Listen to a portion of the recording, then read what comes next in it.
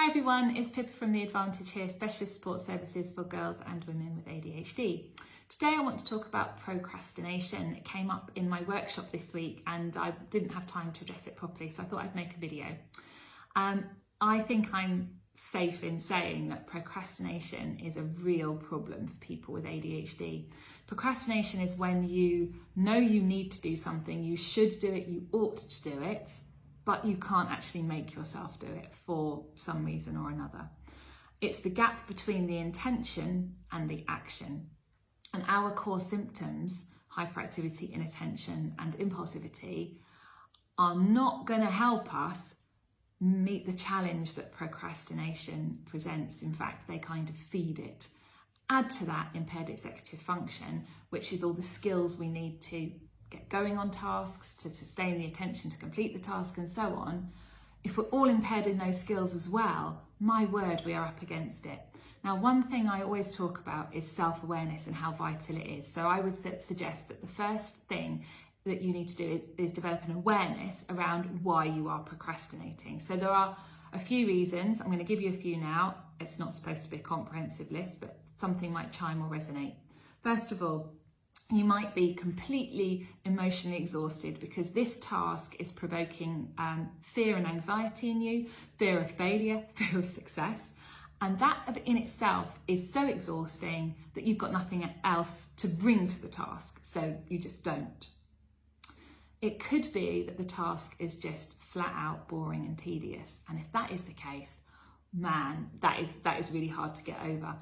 Our brains crave dopamine and we get dopamine from stimulating activity. So we would rather be out in the garden, on a run, meeting friends for coffee than doing this task because we want our dopamine. So it could be that. It could be that we lack the focus to see the bigger picture and understand where this task fits in the scheme of things.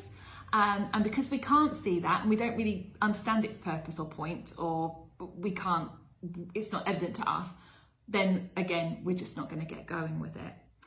It could be that the deadline simply isn't close enough. Our own understanding of time means that in order for us to get going on something, the deadline has to be like right here. It has to be like today, midnight, tomorrow morning, and then I'm going to get it done. And then we do it basically running off adrenaline, which stimulates dopamine, and we do get it done, but obviously that's incredibly stressful and probably not us at our best.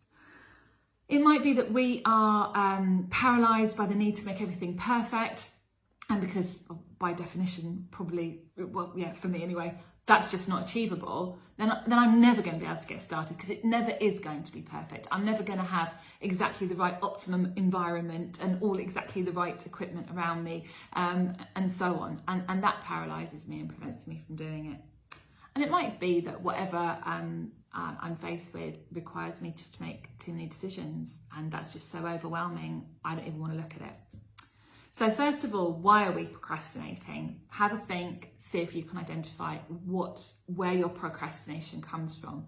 Then, these are some suggestions for how you might conquer it.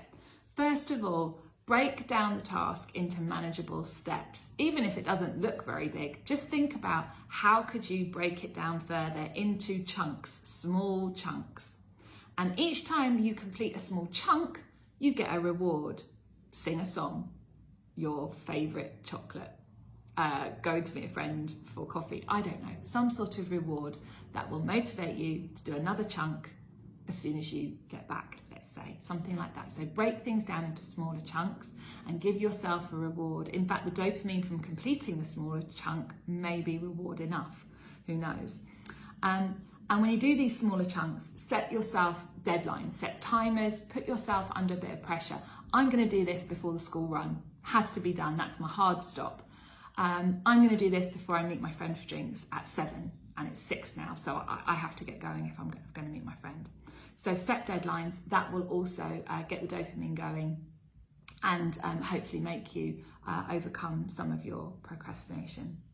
You could use positive social pressure, kind of benign pressure from someone that loves you, ideally, your partner, a friend, family member. So it could be as simple as just telling your partner in the morning, you know, today I have to write a report. When you come back, please ask me how I got on with that. That might be enough to get you going, because you know you're going to be held to account. You might want to set something up with a friend whereby she might be struggling with something she needs to do, I don't know, clean out the wardrobe, let's say, and she's been putting it off, and you've got your task to do. You might call each other up and say, right, you know what, let's spend an hour, you do your thing, I'll do mine. We'll get back on the phone after an hour, check in, and if we've made some progress, then we're going to meet for a coffee, or then you're going to come round and we'll have a cocktail or whatever, I don't know. But use that social pressure to make you more accountable. You might use your kids as well, like maybe your child is sitting down doing some homework, maybe you could sit at the table with them and do your thing, and tell them, this is your homework and you're accountable to them. So just little tricks to increase accountability. Lots of times we are procrastinating because whatever it is super boring to us, and because of that we are really dragging our heels. So the task isn't going to change by itself, it is still going to be tedious and boring, but think about what you can do to make it more exciting. Can you have loud rock music on in the background and sing at the top of your voice, belting it out, while you scrub the cupboard under the sink? I don't know, whatever it is. Will that make it more fun? What about if you set a timer and say to yourself, right, I'm going to do this whole cupboard in 20 minutes and just blitz it, something like that. So by introducing timers, maybe that makes it more fun. Maybe do it with a friend. Like maybe you could agree with your friend, right, it's upstairs cupboards this week, come around and help me with mine, and I'll go to yours and help you with yours, something like that. Anything to make it more stimulating, I suppose, and having rewards at the end, things that you know are going to motivate you.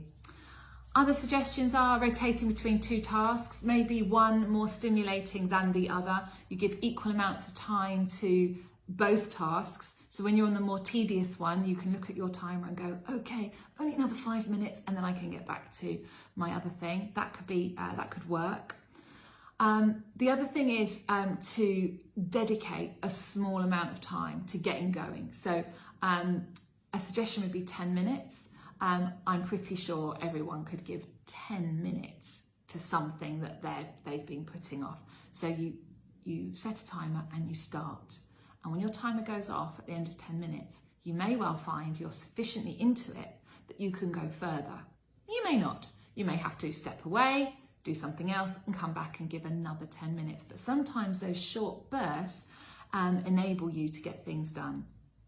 You're going to want to limit your distractions, whatever they are. Maybe you're going to have to, hide your mobile phone. Maybe you're going to have to switch off the radio, the TVs, all outside distractions. Or the opposite, maybe you're going to have to put the radio on, have some songs blaring at top volume. You know what distracts you, so you need to be an adult about this and take charge and remove those. You always need to be making sure that your inner voice is speaking to you in a positive way, rather than beating you up for what you can't do. You need your inner voice to be saying, well done, Pippa, that was 10 minutes on that super boring report. That is brilliant, well done. I love you, Pippa, that is a great report. Super work in 10 minutes. That's how we've got to talk to each other. Not to each other, sorry, that's how we've got to talk to ourselves. And it can be difficult because when we're procrastinating, we feel bad, we feel shame, we feel embarrassed, we feel like every other adult on the planet can manage it. What's wrong with me? So we need to get rid of that voice, and instead we need to be our own cheerleader and talk about what we can do, what we have done, what we will do. We need to make sure we're in the right environment, which is, I think, really about limiting distractions. And in order to sort of tackle the boring stuff, it's a good idea to do some fun stuff first, because the fun stuff generates dopamine, and that dopamine from the fun stuff, for example, for me, that would be going for a run.